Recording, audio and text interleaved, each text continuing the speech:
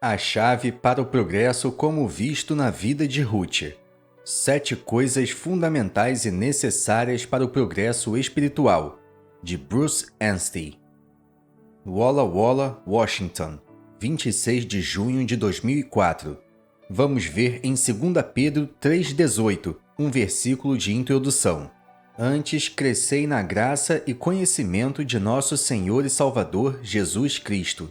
A Ele seja dada a glória, assim agora, como no dia da eternidade. Amém.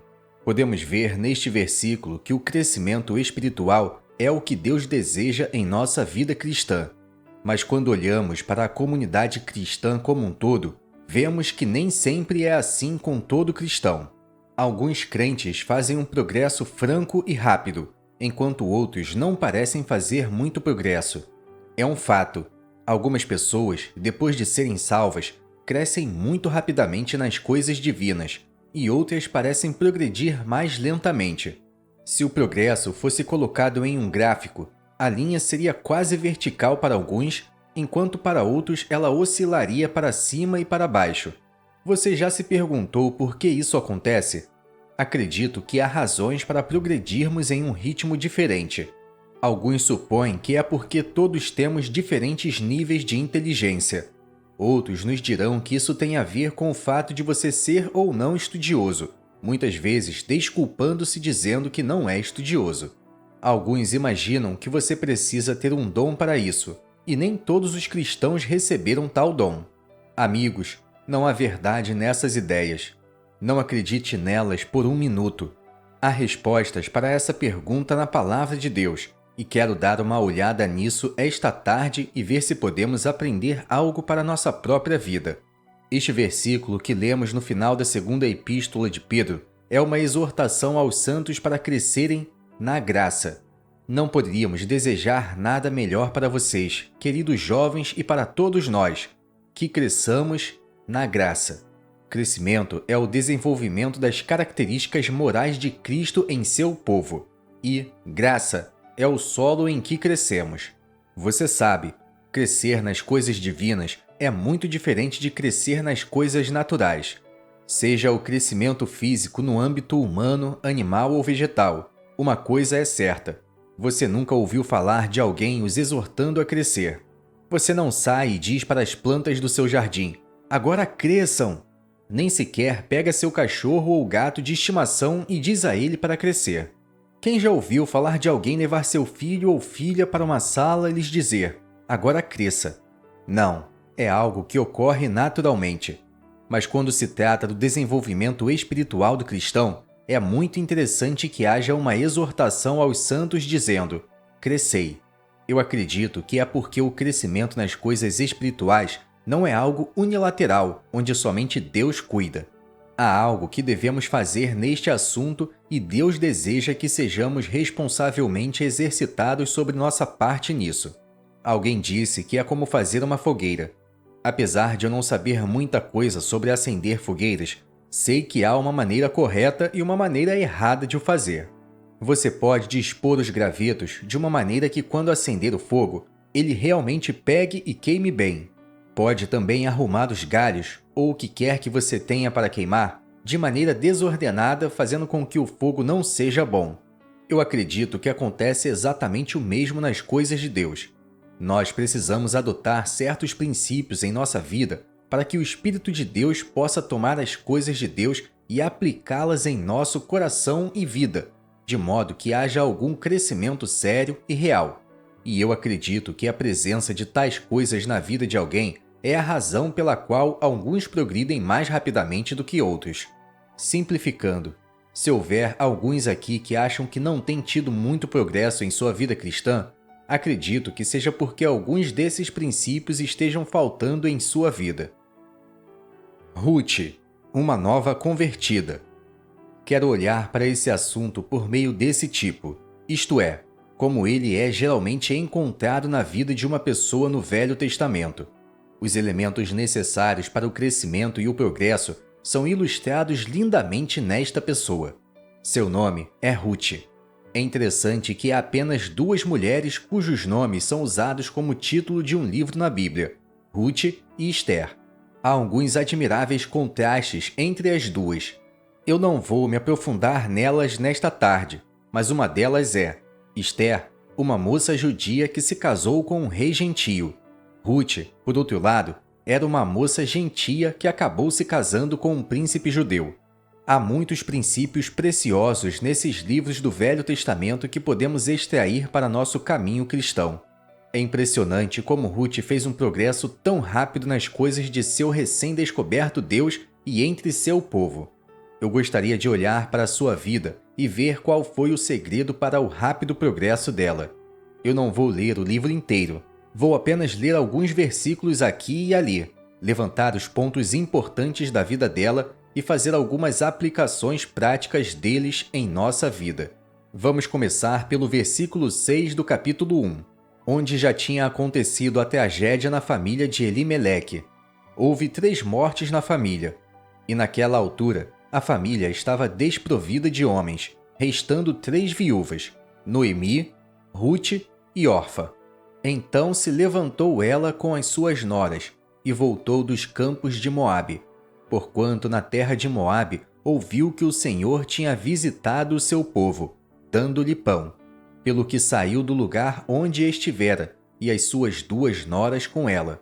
E indo elas caminhando para voltarem para a terra de Judá, disse Noemi às suas 2 noras: Ide, voltai cada uma à casa de sua mãe, e o Senhor use convosco de benevolência, como vós usastes com os defuntos e comigo.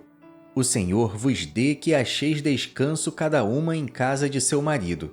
E beijando-as ela, levantaram a sua voz e choraram. E disseram-lhe: Certamente voltaremos contigo ao teu povo. Porém Noemi disse: Tornai, minhas filhas, por que irias comigo? Tenho eu ainda no meu ventre mais filhos, para que vos fossem por maridos? Tornai, filhas minhas, ide-vos embora, que já mui velha sou para ter marido. Ainda quando eu dissesse, tenho esperança, ou ainda que esta noite tivesse marido e ainda tivesse filhos, esperá-los-ias até que viessem a ser grandes? Deter-vos-ias por eles, sem tomardes marido? Não, filhas minhas, que mais amargo me é a mim do que a vós mesmas, porquanto a mão do Senhor se descarregou contra mim. Então levantaram a sua voz e tornaram a chorar. E Orfa beijou a sua sogra, porém Ruth se apegou a ela, pelo que disse: Eis que voltou tua cunhada ao seu povo e aos seus deuses. Volta tu também após a tua cunhada. Disse, porém, Ruth: Não me instes para que te deixe, e me afaste de ao pé de ti, porque aonde quer que tu fores, irei eu, e onde quer que pousares à noite, ali pousarei eu. O teu povo é o meu povo, o teu Deus é o meu Deus. Onde quer que morreres, morrerei eu, e ali serei sepultada. Me faça assim o Senhor, e outro tanto, se outra coisa que não seja a morte me separar de ti. Vendo ela, pois, que de todo estava resolvida para ir com ela, deixou de lhe falar nisso. Assim, pois, foram-se ambas, até que chegaram a Belém. Ruth, capítulo 1, versículos 6 a 19. Aqui vemos um grande teste na vida de Ruth. As 3 viúvas partiram para a terra de Judá, mas havia uma grande diferença entre elas. Em uma mulher nós temos uma viúva lamentando, Noemi. Em outra nós temos uma viúva partindo, Orfa. E por último, temos uma viúva se apegando, Ruth. Noemi era uma desviada retornando para o caminho de restauração em sua vida. Ela sabia que precisava estar na terra de Judá, onde Deus queria que ela estivesse, e ela estava retornando para lá. Ruth é uma figura de um novo convertido que estava fazendo do Deus de Israel seu Deus pessoal. E depois, Orfa é uma figura de um mero professo que decidiu seguir os passos em direção ao Deus de Israel e sua terra, mas, ao ser testado, volta atrás no que tinha professado. Primeira coisa: comprometimento com o Senhor. A primeira grande coisa que nós vemos em Ruth é que ela estava caracterizada por um comprometimento com o Deus de Israel, um comprometimento que envolvia uma ruptura total da terra de Moabe. Esse tipo de comprometimento é absolutamente essencial na vida de todos os crentes, quer sejam eles crentes nos tempos do Velho Testamento, quer sejam cristãos como nós. É bonito ver Ruth fazendo essa confissão de sua fé. Quando Noemi ouviu isso, ela não conseguiu dissuadi-la de ir para a terra de Israel. O comprometimento de Ruth era muito profundo e real. Esse comprometimento envolvia 5 coisas. Ela disse: "Aonde quer que tu fores, irei eu", o que significa que ela estava disposta a tomar um novo caminho em sua vida. "Onde quer que pousares à noite, ali pousarei eu", significa que ela estava disposta a estar em um novo lugar. Então ela disse: "Teu povo é o meu povo", o que mostra que ela estava disposta a ser identificada com um novo povo. Ela também disse: "Teu Deus é o meu Deus", o que significa que ela tinha aceitado uma nova, divina, pessoa em sua vida, Jeová. E por fim, "Onde quer que morreres, morrerei eu, e ali serei sepultada", indicava que ela tinha uma nova perspectiva em sua vida, pois os santos do Velho Testamento não conheciam sobre a vinda do Senhor e o arrebatamento dos santos. Eles viviam para o que estava além da morte, que era a eternidade com seu Deus. A confissão de Ruth envolvia, primeiro, um novo caminho, o caminho da fé. Segundo, um novo lugar, a terra de Israel. Terceiro, um novo povo, os filhos de Israel. Quarto, uma nova pessoa divina, o Deus de Israel, Jeová. E quinto, uma nova perspectiva, eternidade com Jeová. Ela havia tomado uma direção totalmente nova em sua vida. E que bela imagem de compromisso com o Senhor. Eu acredito que isso é o começo para fazermos progresso nas coisas de Deus. Ou seja, nós precisamos ter comprometimento com o Senhor em relação ao caminho cristão. Hoje, sabemos, há muita indolência e indiferença na profissão cristã, o oposto de comprometimento. Como disse um irmão, apenas surfando, sem muito exercício de qualquer forma. É triste dizer, mas quando não há nenhum comprometimento real em nossa vida, assim que as provas chegam, muitas vezes há falhas e falta de progresso porque as raízes da convicção não são muito profundas. Eu rogo a cada pessoa aqui nesta tarde para levar a sério sua vida cristã. Precisamos levar diante do Senhor nosso comprometimento no caminho. Eu percebo que nenhuma exortação por si só vai fazer isso, pois é apenas o poder do amor de Deus e a grandeza da obra que o Senhor Jesus completou na cruz que vai mexer e fazer vibrar as cordas de nosso coração, como cantamos juntos: "Senhor, Tu nos atraíste para Ti, agora faça-nos correr e nunca cansarmos." Esse é o meu grande desejo para cada pessoa aqui nesta tarde, que o Senhor Jesus se torne mais precioso em seu coração, e isso se evidencie pelo comprometimento em nossa vida. Não houve nenhum envolvimento superficial com Ruth. Ela não tomou o caminho de seguir a Jeová levianamente, como hoje vemos ao nosso redor no mundo cristão. Seu comprometimento envolvia deixar Moabe para trás. E nós não lemos nenhuma vez que ela tenha feito contato com Moabe novamente. Isso mostra como sua escolha por Jeová foi completa. Ela queimou as pontes atrás dela. Nota do tradutor. A expressão "queimar as pontes porque passa", aqui utilizada pelo autor, é uma metáfora que tem o sentido de eliminar a possibilidade de voltar atrás em uma decisão. Essa metáfora pode ser interpretada da seguinte forma: você acabou de cortar relações com uma empresa ou alguém, sem ter mais como voltar. Só lhe resta seguir em frente e aceitar novos desafios. Fim da nota do tradutor. Muitas vezes nos dizem nos negócios e na vida: você não quer queimar as pontes atrás de você. Mas estamos aqui esta tarde para dizer que se você quiser fazer progresso nas coisas divinas, você precisa queimar as pontes atrás de você. Você precisa assumir um comprometimento com o Senhor do qual você não voltará atrás. É dito em Hebreus 11 que, se lembrassem daquela pátria, de onde haviam saído, teriam oportunidade de tornar. Esse não era o caso de Ruth. Ela estava focada em sua nova vida, seu novo lugar, sua nova comunhão com o povo de Israel, etc. Ela estava comprometida. Espero que seja o caso com cada um de nós nesta tarde. Como nós já ilustramos na vida de Ruth, comprometimento com o Senhor envolve uma ruptura total com o mundo, do qual Moabe é um tipo. Meu tio Stem costumava dizer: eu nunca vi ninguém crescer espiritualmente e que mantivesse um círculo de amigos fora do povo do Senhor. Você pode não gostar de ouvir isso, mas é uma grande verdade. Se você tem um círculo de amizades fora do povo do Senhor, isso irá lentamente arrastá-lo para baixo. Com essas pessoas, você não poderia ter as coisas do Senhor como interesse mútuo, porque eles não o conhecem ou não querem saber dessas coisas. Então, teria que haver algo mais, algo que não seja Cristo. Que Deus nos dê a graça para quebrar essas ligações que só vão nos atrapalhar. Ele dá a maior graça. Tiago 4:6. Esse tipo de comprometimento me faz lembrar uma história que ouvi ter acontecido há muitos anos a respeito do explorador Cortés.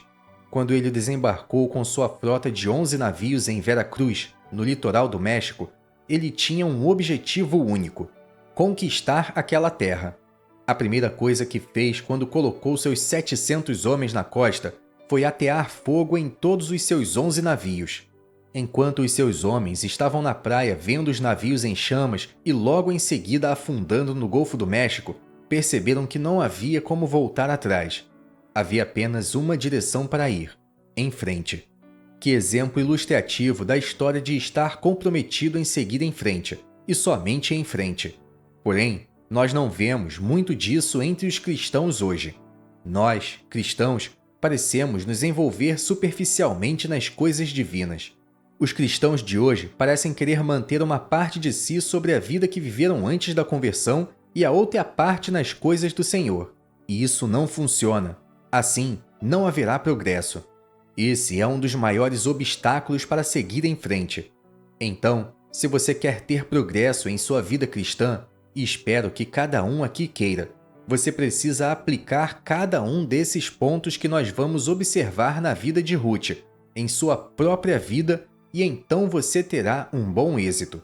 Outra história que me vem à mente é a respeito de Napoleão. Nós sabemos pela história que ele esteve envolvido em muitas batalhas na Europa, mas houve uma batalha em particular que ilustra o nosso assunto aqui. Ele estava sendo dominado pelas tropas inimigas, então ordenou que seu baterista desse o toque de retirada. Naquela época, essa era a maneira que eles ordenavam suas tropas, pois não existiam rádios. De qualquer forma, seu baterista não respondeu. Então, Napoleão repetiu seu comando e, novamente, não houve som que viesse do tambor. Napoleão foi até ele e disse: "Dê o toque de retirada!" O baterista respondeu: "Senhor, esse toque nunca me foi ensinado." Isso moveu Napoleão e o estimulou a uma de suas maiores vitórias. Nós precisamos de um pouco desse tipo de comprometimento decisivo em nossa vida cristã. Alguém disse que o caminho cristão vale a pena, mesmo se fosse 10.000 vezes mais difícil. Que privilégio nós temos de andar no caminho cristão e levar o nome de Cristo perante o mundo. Que Deus nos dê esse tipo de comprometimento em nossa vida. Segunda coisa: diligência para obter alimento. Vamos ler no segundo capítulo e observar mais algumas coisas que caracterizavam Ruth. E tinha Noemi um parente de seu marido, homem valente e poderoso, da geração de Elimeleque, e era o seu nome Boaz. E Ruth, a moabita, disse a Noemi: "Deixa-me ir ao campo, e apanharei espigas atrás daquele em cujos olhos eu achar graça." E ela lhe disse: "Vai, minha filha." Foi, pois, e chegou, e apanhava espigas no campo após os segadores. E caiu-lhe em sorte uma parte do campo de Boaz, que era da geração de Elimeleque. E eis que Boaz veio de Belém e disse aos segadores: "O Senhor seja convosco." E disseram-lhe eles: "O Senhor te abençoe." Depois disse Boaz a seu moço que estava posto sobre os segadores: "De quem é esta moça?" E respondeu o moço que estava posto sobre os segadores e disse: "Esta é a moça moabita que voltou com Noemi dos campos de Moabe." Disse-me ela: deixai-me colher espigas e ajuntá-las entre as gavelas após os segadores. Assim, ela veio e desde pela manhã está aqui até agora, a não ser um pouco que esteve sentada em casa. Rute 2, versículos 1 a 7. Aqui temos uma segunda coisa que caracterizava Rute: sua diligência para obter alimento. Ela havia se agregado ao povo de Deus e estava tirando proveito da lei dos pobres em Israel. Nós aprendemos em Levítico 19 que os filhos de Israel não deviam respigar em seus campos após já haver colhido. Nota: respigar. Recolher as espigas que ficaram no campo após a ceifa. Fim da nota. Isso era para permitir que estrangeiros como Rute e os pobres em Israel colhessem algo para eles mesmos para que não morressem de fome. Eles podiam pegar os bocados e pedaços que eram deixados para trás, para que assim tivessem algo para comer. Essa era a lei de Deus, e isso exemplifica seu coração que cuida de seu povo. Boaz, neste capítulo, é um tipo do Senhor Jesus. O campo, o lugar onde eles obtinham alimento, é um tipo da palavra de Deus, na qual nós obtemos alimentos espirituais para nossa alma. O servo, que foi posto sobre os segadores, é um tipo do Espírito de Deus. Ele estava no campo de Boaz para guiar e direcionar os assuntos de Boaz. Perceba que ele não tem nome, o que é consistente com os tipos do Espírito através das Escrituras. O Espírito de Deus não está aqui neste mundo para atrair a atenção para si mesmo, mas para Cristo, e está feliz em se colocar nos bastidores. Então, nós vemos que havia segadores e respigadores no campo. Em cada reunião de leitura bíblica, acredito que encontraremos segadores e respigadores. Os segadores são aqueles que têm experiência na colheita. Eles vão à frente dos outros e cortam os cereais, uma figura daqueles que têm certo conhecimento e dom em ministrar a palavra, que podem nos ensinar coisas concernentes a Cristo. Os respigadores são aqueles dentre nós que seguem logo após os segadores e pegam preciosos bocados de alimento espiritual nas reuniões, pela qual somos alimentados espiritualmente. Agora, o que devemos aprender com isso é que precisamos ter o desejo de estar envolvidos na palavra de Deus, se quisermos ser alimentados. Isso é o que é tão belo sobre Rute. Quando ela saiu, foi ao campo de Boaz, e o servo a pôs em contato com Boaz. Semelhantemente, quando nós nos ocupamos com a palavra de Deus com o exercício de obter alimento espiritual para nossa alma, o Espírito de Deus nos direciona a Cristo. A Bíblia diz: quando vier aquele Espírito de verdade, ele vos guiará em toda a verdade, porque não falará de si mesmo, mas dirá tudo o que tiver ouvido, e vos anunciará o que há de vir. Ele me glorificará, porque há de receber do que é meu, e vô-lo há de anunciar. João 16, versículos 13 e 14. Rute encontrou Boaz no campo dele, e é aí que você encontrará a Cristo, na palavra de Deus. Eu acredito que é assim que nos familiarizamos com nosso bendito Senhor Jesus, nos ocupando com a palavra de Deus e procurando colher alimento para nossas necessidades espirituais. Não há nenhum lugar nas Escrituras, seja por tipo ou por ocorrência concreta, que Cristo não se apresente diante de você de alguma maneira. Este livro, a Bíblia, é todo sobre o Senhor Jesus. Alguém disse que a Bíblia é apenas um monte de histórias, mas isso é exatamente o que ela é. His Story. É tudo sobre ele. Nota do tradutor. Aqui o autor faz um jogo com as palavras em inglês. History, que significa história, e His Story, que significa sua história. Fim da nota do tradutor. Ao ler, utilize todos os meios que puder para obter a verdade. Não vejo nenhum problema em fazer anotações nas reuniões de estudo da Bíblia. Existem alguns que dirão que não devemos fazer anotações. O Sr. Kelly escreveu um livro sobre sua amizade com o Sr. Darby. E em algum lugar do livro, ele diz que ninguém fazia mais anotações do que Darby. Ele sempre parecia estar fazendo anotações, quando ele estava caminhando ou visitando alguém. Eu não estou dizendo que você tenha que fazer anotações, mas fazer uso de todo recurso disponível que possa ajudá-lo a obter e lembrar-se da verdade. Um provérbio chinês diz: quando ouço, esqueço. Quando vejo, lembro. Mas quando escrevo, entendo. O ponto por trás disso é que se você envolver mais de seus sentidos no aprendizado da verdade, terá melhor chance de compreendê-la e lembrá-la. Eu acredito que o Sr. Darby tenha um artigo, e nele, em algum lugar, fala sobre o valor da escrita. Ainda que você não dê aquilo que escreveu para alguém, mas apenas guarde para uso pessoal, escrever algo é proveitoso para seu processo de aprendizagem. Alguém apropriadamente disse: nossos pensamentos são decifrados na ponta de um lápis. Que bela figura é essa de Ruth ter esse desejo de colher alimento. Essa segunda grande coisa na vida de Ruth é o que todos nós precisamos em nossa vida: uma fome por alimento espiritual. E nós só podemos obtê-lo colhendo na palavra de Deus. Essa é a outra razão por que alguns fazem progresso rapidamente, enquanto outros parecem tropeçar. Nós percebemos que os jovens aqui podem não ter o mesmo apetite que os mais velhos têm, e nós não estamos sugerindo que os pensamentos de John Darby sejam introduzidos na cabeça dos jovens. Vocês são jovens, e Deus entende isso, mas ainda assim, deve haver algum exercício em sua vida para respigar da palavra de Deus.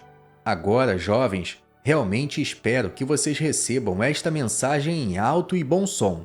Vai ser a diferença entre se você fará progresso em sua vida cristã ou não. Você precisa de alimento espiritual para sua alma.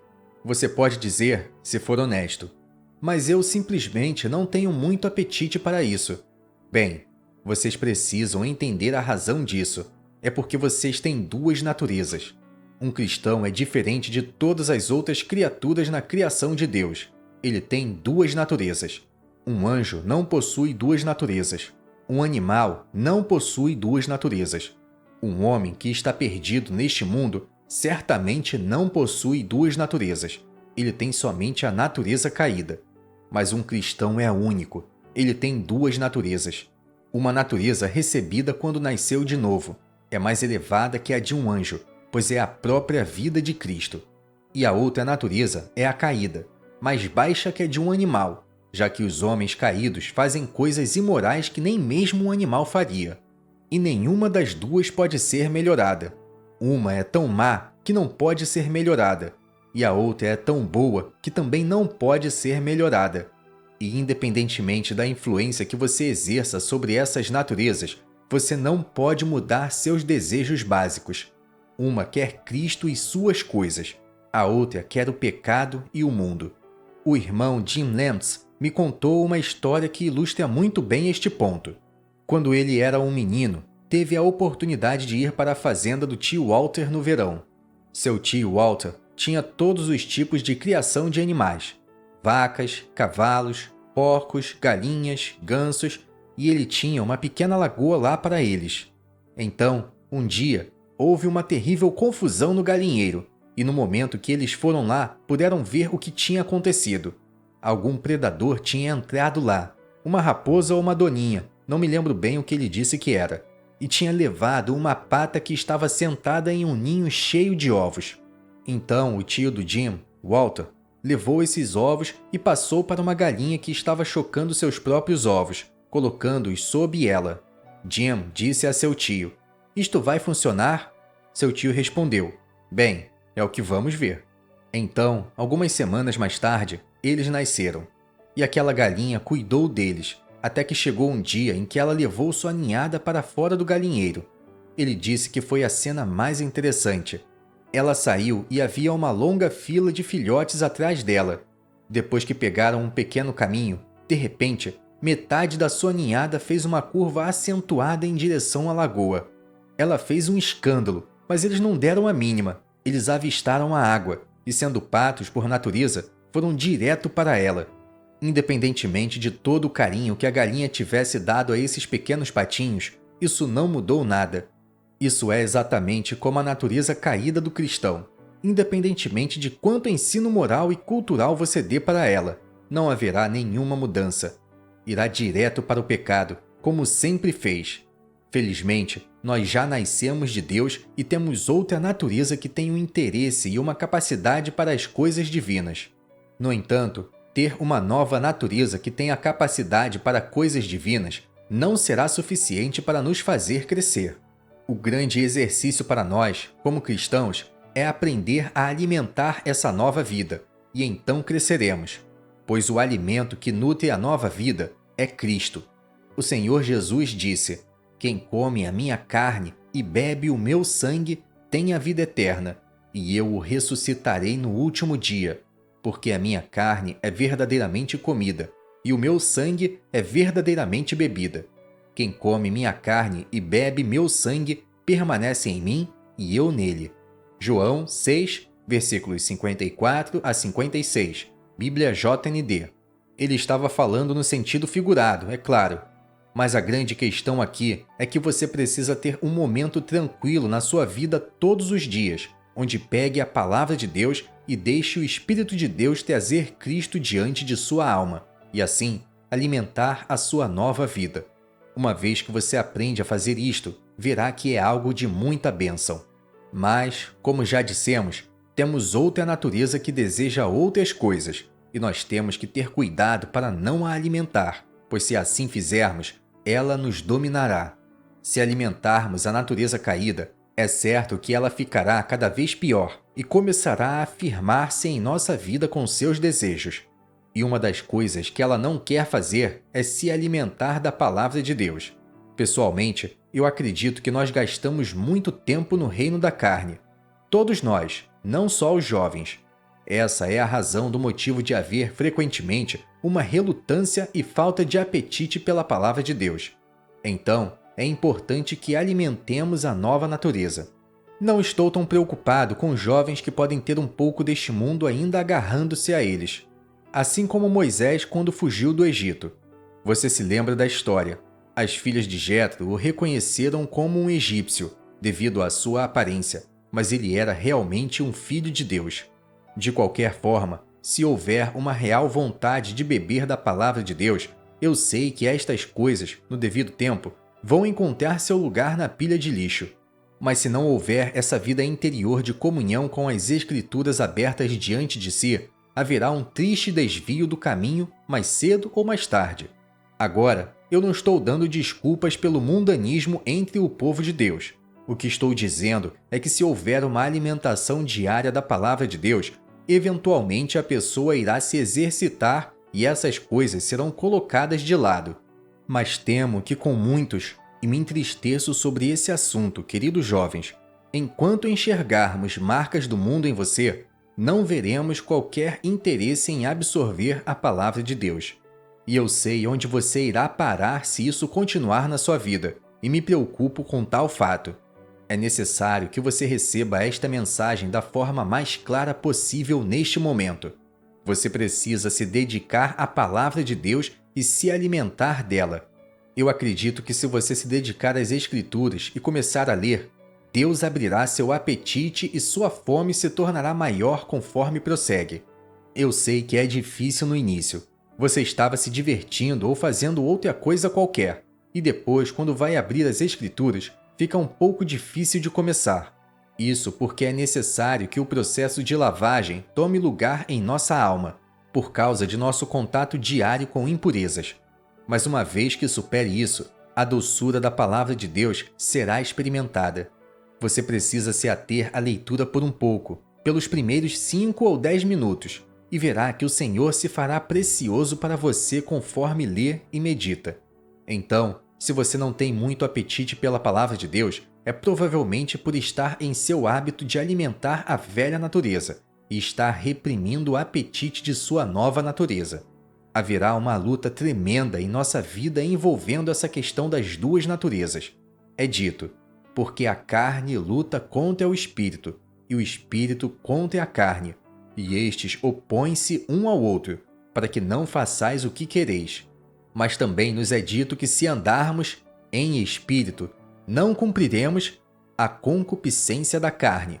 Gálatas 5, versículos 16 e 17. Bíblia Almeida Imprensa Bíblica Brasileira. Terceira coisa: boas companhias. Agora vamos passar para alguns outros pontos. Nós analisamos duas coisas até agora. Primeiramente, um comprometimento com o Deus de Israel, o que envolve uma clara ruptura com o mundo. E em segundo lugar, a necessidade de diligência para se obter alimento. Agora, vamos ler o versículo 8 do capítulo 2 para vermos um terceiro ponto. Então disse Boaz a Rute: Não ouves, filha minha? Não vá escolher a outro campo, nem tampouco passes daqui. Porém, aqui te ajuntarás com as minhas moças. Os teus olhos estarão atentos no campo que cegarem, e irás após delas. Não dei ordem aos moços que te não toquem? Tendo tu sede, vai aos vasos, e bebe do que os moços tirarem. Rute 2, versículos 8 e 9. Não é lindo isso? Boaz fala diretamente a Rute, e sabemos que o Senhor Jesus quer falar consigo. Isso é o que vai acontecer quando você tiver seu momento de quietude, com as Escrituras abertas diante de si. Vemos aqui que Boaz dá a Rute algumas instruções, alguns conselhos. Muito bons conselhos, devo acrescentar. Era isso que ela precisava para ter boas companhias. Isto nos leva ao terceiro ponto que quero colocar diante de vocês: a necessidade do tipo certo de amizade. Boaz disse: Aqui ficarás com as minhas moças. Ele não queria que ela vagasse por outros campos. Ela seguiu seu conselho e manteve a companhia com o tipo certo de pessoas. Isso foi outro componente para o rápido progresso de Rute. Há uma grande lição aqui para nós. Dizem que seus companheiros são como os botões em um elevador. Eles podem tanto levá-lo para cima como para baixo. Se você mantiver amizade com aqueles que são descuidados e indiferentes sobre as coisas de Cristo, aqueles que realmente não fizeram um comprometimento com o Senhor, eles não serão uma ajuda para você. Eles não te levarão para cima, apenas para baixo. Por outro lado, se você mantiver amizade com aqueles que têm interesse nas coisas divinas, eles irão te motivar e incentivar nas coisas de Deus. O Senhor Rei-Ho costumava dizer: Não fui chamado para escolher meus companheiros. A palavra de Deus os escolhe para mim. Ele estava se referindo ao Salmo 119, 63, que diz: Companheiro sou de todos os que te temem e dos que guardam os teus preceitos. Há duas coisas nesse versículo: aqueles que temem a Deus e guardam os seus preceitos, qualificando que tipo de companheiros devemos ter. Note, não é dito: Eu sou um companheiro de todos os outros israelitas na terra. Nem a Escritura diz que devemos ser companheiro de todo cristão. A razão para isso é que estamos em uma época de ruína e fracasso, e há muitos cristãos que têm pouco ou nenhum interesse nas coisas de Deus. Eles não serão uma ajuda para nós no caminho da fé. Lemos em Provérbios 5,14. No meio da congregação e da assembleia foi que eu me achei em quase todo o mal. Bíblia Almeida, Revista Fiel. Nos dias atuais, você não precisa sair para o mundo para encontrar problemas. Podemos encontrá-los entre aqueles que professam o nome do Senhor. É por isso que há separação na casa de Deus. Todos sabem que os cristãos devem andar em separação de pessoas no mundo, os de fora da casa de Deus.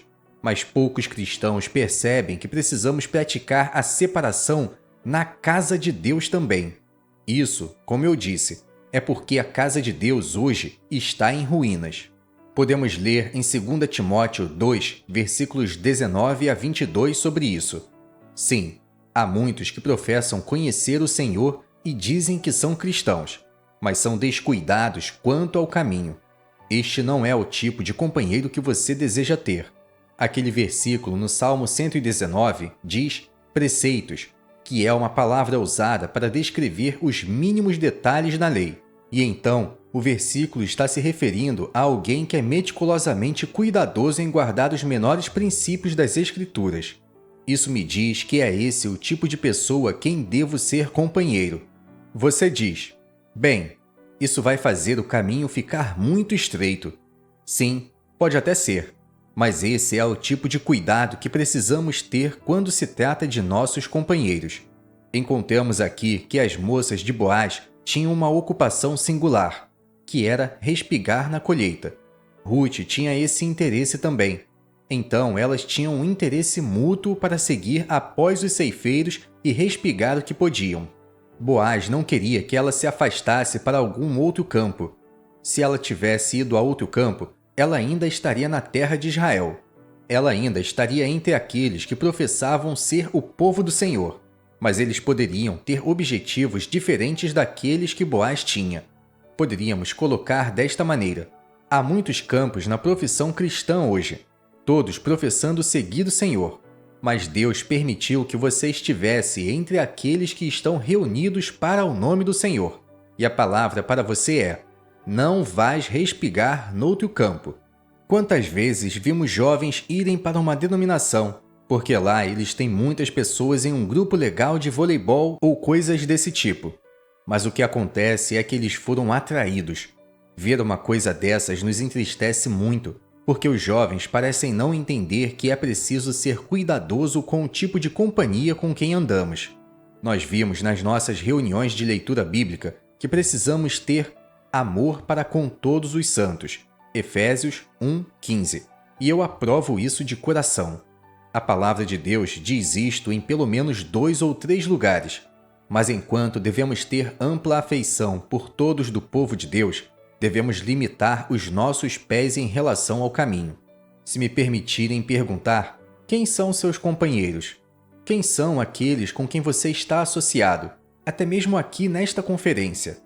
São aqueles que têm interesse nas Escrituras e seguem o que está sendo ensinado nas reuniões? Ou são aqueles cujos pensamentos vagueiam longe do assunto das reuniões, como alguns que passam recadinhos de um lado para o outro entre si? Você pode sempre dizer quem são essas pessoas, porque suas cabeças ficam virando de um lado para o outro no decorrer da reunião, conversando com essa ou aquela pessoa. Como um irmão confessou: quando eu era jovem, estava presente no corpo, mas ausente na mente. Que triste confissão é esta! Bem, estou contente que vocês estejam aqui nesta tarde e esperamos que seus ouvidos sejam abertos com um interesse nas coisas que estão sendo trazidas diante de nós nessas reuniões. Quarta coisa: não se ocupando com coisas negativas. Vamos agora olhar para os versículos 15 a 17. E levantando-se ela a colher, ou respigar, segundo a Bíblia Tradução Brasileira, Boaz deu ordem aos seus moços, dizendo: até entre as gavelas deixai-a colher e não lhe embaraceis, e deixai cair alguns punhados, e deixai-os ficar, para que os colha, e não a repreendais. E esteve ela apanhando naquele campo até a tarde, e debulhou o que apanhou, e foi quase uma efa de cevada. Boaz deu uma ordem especial para seus ceifeiros que estavam colhendo no seu campo. Ele disse: certifiquem-se de deixar cair punhados, propositalmente para esta nova convertida que está entre nós. Essa é uma palavra, acredito eu, para os irmãos que têm a responsabilidade de ensino da palavra de Deus na reunião, para certificar-se de que todos possam ser alimentados pelas coisas que são ensinadas. Isso significa que as coisas precisam ser explicadas de maneira que sejam facilmente entendidas, para que haja algo para os jovens e os novos convertidos. Entenda, eu não estou defendendo que devemos abaixar o nível das reuniões de estudo como de uma aula de escola dominical. Eu sei que algumas pessoas pensam que se há um par de jovens ouvintes, nós deveríamos baixar todas as coisas ao nível básico deles. Não é isso o que Boaz disse para seus ceifeiros fazerem. Seu principal objetivo era cegarem o campo, mas ao mesmo tempo, eles não deveriam esquecer os respigadores, deixando punhados propositalmente para que pudessem colher alguma coisa também. Não podemos esperar que os jovens entendam tudo, mas se eles prestarem atenção, irão absorver alguma coisa. Entretanto, às vezes temos o hábito de falar de forma codificada nas reuniões, deixando todos para trás. Um exemplo disso seria um irmão dizendo: isso seria como a experiência de Romanos 7. E outro irmão diz: sim, é verdade. Sem parar para explicar ao que eles estão se referindo, avançam para algum outro ponto. Muitos dos que estão lá e não sabem sobre o que aquele capítulo trata são deixados em suspensão. Deixe-me perguntar agora: Quantos de vocês jovens sabem o que é a experiência de Romanos 7? Provavelmente não muitos. Muitos diriam, não sei do que você está falando. Irmãos, se continuarmos a falar em código, as pessoas eventualmente irão desistir de tentar nos acompanhar nas reuniões. É aí que os jovens perdem a sintonia, e isso não é uma coisa boa. O ponto que eu quero focar aqui é que Ruth separou o trigo do joio quando ela estava no campo de Boaz. O trigo é o alimento valioso, mas o joio é algo inútil, e é por isso que os fazendeiros o separam do trigo em um processo chamado cirandar. É triste dizer, mas, às vezes, pode haver entre o povo de Deus aquilo que corresponde ao joio, coisas que são negativas e sem valor. Poderia ser na reunião ou após a reunião. Por isso, é importante que não venhamos a nos ocupar com o que é negativo ou sem valor. Poderia ser as falhas e os defeitos dos santos, etc. Ruth era cuidadosa em não levar o joio para casa, e nós podemos aprender uma lição disso. Existem algumas pessoas que parecem estar sempre ocupadas com uma linha negativa de coisas. Parece que eles estão sempre falando sobre algum problema ou defeito de um irmão ou irmã, e isso se torna cansativo depois de algum tempo. Caro irmão ou irmã, se você é assim, meu próximo comentário é para você. Aqueles que estão ocupados com falhas se tornarão falhos. Se você fizer desse tipo de coisa seu alimento, ele irá impedir o seu progresso. Ruth sabiamente separou o trigo do joio e levou para casa o trigo. Muitas vezes podemos levar para casa algum problema ou dificuldade que vimos na reunião e nos ocupamos nisso. Isto não faz nenhum bem para a saúde espiritual de nossa alma. Quão importante, então, é ter o hábito de não nos ocuparmos com as falhas e coisas negativas entre o povo do Senhor. Pode ser algo tão simples como uma fofoca. Há um provérbio turco que diz: aquele que fofoca com você vai fofocar sobre você. Havia um irmão que parecia estar sempre se ocupando com coisas negativas, e o senhor Heiho disse a ele: se você quer ficar roxo de preocupação o tempo todo, pelo menos fique um roxo bonito. Não há nenhuma boa razão para nós aceitarmos este tipo de coisa. Eu entendo, é claro, que os irmãos têm a responsabilidade de investigar problemas que dizem respeito à Assembleia, se necessário, mas não estou falando sobre isso. A experiência cristã normal é estar ocupado com as coisas positivas e celestiais que dizem respeito a Cristo, às quais coisas o trigo corresponde. Essa deve ser nossa dieta, especialmente se formos jovens. Você não precisa estar envolvido com as coisas que os irmãos mais velhos têm que lidar se houver problemas. Isso é um perigo real. Houve irmãos novos e promissores que foram prejudicados por ocuparem-se com algo negativo entre os santos. Como consequência, se envolveram em conflitos, pensando que estavam fazendo aquilo para Deus, mas não compreendendo todos os problemas envolvidos, foram sufocados no processo. Quinta coisa: desejo de compartilhar alimento espiritual. O versículo 18 diz: E tomou-o e veio à cidade, e viu sua sogra o que tinha apanhado. Também tirou e deu-lhe o que lhe sobejara, depois de fartar-se. Deu-lhe o que lhe sobejara do alimento do versículo 14. Então, disse-lhe sua sogra: Onde colheste hoje e onde trabalhaste? Bendito seja aquele que te reconheceu.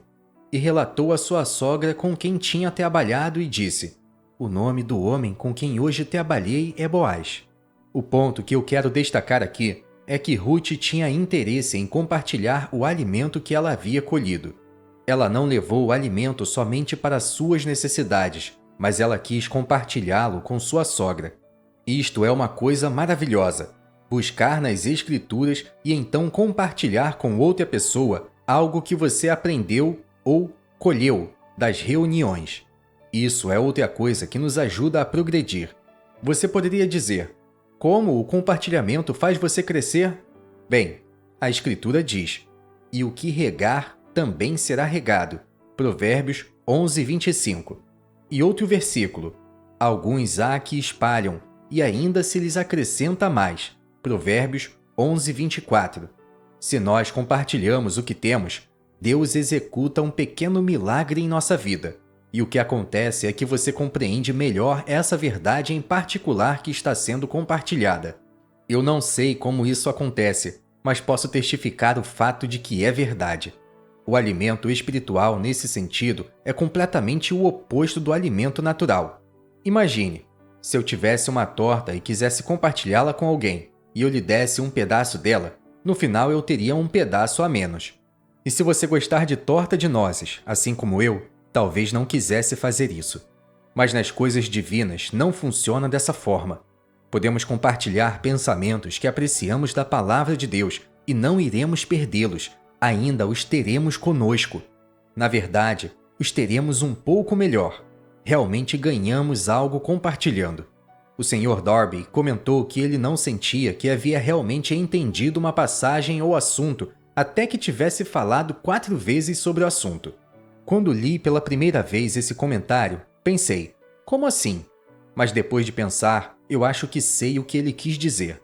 Então, estou encorajando você a compartilhar o que aprendeu com outros irmãos, e você vai ver que será uma bênção para a sua própria alma. Cada um de nós precisa de uma vazão para as coisas que assimilamos. 6ª coisa: disposição para receber correção. Vamos ler agora o versículo 21 para vermos outro ponto. E disse Ruth, a Moabita, também ainda me disse, com os moços que tenho te ajuntarás, até que acabem toda a cega que tenho. E disse Noemi a sua nora Ruth, melhor é, filha minha, que saias com as suas moças, para que noutro campo não te encontrem. Assim, ajuntou-se com as moças de Boaz para colher, até que as cegas das cevadas e dos trigos se acabou, e ficou com a sua sogra. Aqui temos Ruth cometendo um erro, às vezes chamado de erro de Ruth. No versículo 8, Boaz disse-lhe, aqui ficarás com as minhas moças. Quando ela foi para casa e contou à sua sogra tudo o que lhe tinha acontecido naquele dia, ela ficou tão entusiasmada que de alguma forma ela confundiu algumas coisas. Ela disse algo como, além de toda essa comida que ele me permitiu colher, ele me disse para juntar-me com seus moços. Ela provavelmente pensou que era uma boa ideia, afinal de contas, há essa atração natural. Mas a irmã mais velha, Noemi, que agora estava restaurada, disse, eu não acho que ele disse para fazer isso. Acredito que seria melhor te ajuntares com as moças. Então é dito, assim ajuntou-se com as moças de Boaz. O ponto que eu quero tratar aqui é que ela estava disposta a receber a correção e beneficiar-se dela. Essa é outra coisa importante que precisamos ter em nossa vida, estar abertos à correção. Todos nós precisamos ser corrigidos em algum momento, mas algumas pessoas têm a maior dificuldade com isso. Elas simplesmente não permitem ou não querem ser corrigidas. Nabal era um entre esses tipos de pessoas. Foi dito sobre ele, ele é um tal filho de Belial, que não há quem lhe possa falar. 1 Samuel 25, 17. Todos nós conhecemos pessoas desse tipo, mas o Senhor não quer que sejamos assim. Quanto mais velhos somos, é mais difícil recebermos correção. Mas, lembrem-se, nós nunca estamos além da correção. Se for um caso de aprender a verdade e não possuirmos uma doutrina correta, nós devemos estar dispostos a sermos corrigidos sem levar como ofensa pessoal. Se for uma questão prática em que estamos falhando, também devemos ser gentis o suficiente para receber a correção e não guardar maus sentimentos em relação a isso. Existem aqueles que estão no caminho há mais tempo que nós, assim como Noemi estava no caminho há mais tempo que Ruth. Eles conhecem melhor aquilo que seria mais apropriado para nós. E precisamos estar dispostos a ouvi-los caso tenham algo a nos dizer. Ruth poderia ter dito, eu não vou ouvi-la porque ela um dia falhou. Não. Alguns daqueles que falharam e foram restaurados são mais eficazes no que dizem, porque eles foram verdadeiramente humilhados e aprenderam a lição profundamente.